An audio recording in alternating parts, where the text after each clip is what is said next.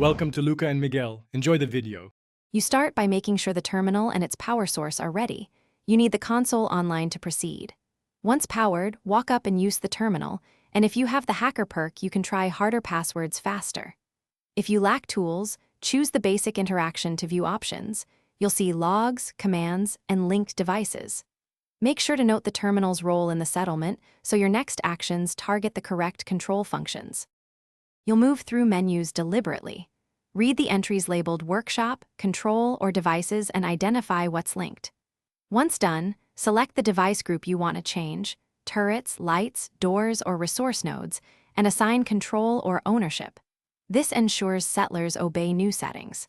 If the terminal lets you create groups or set access levels, use those to limit control to specific settlers or defense scripts. Make sure to save changes where prompted, so the settlement recognizes the new configuration. You finish by testing.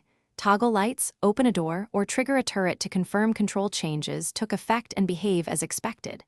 If something fails, check power lines and connection radius first.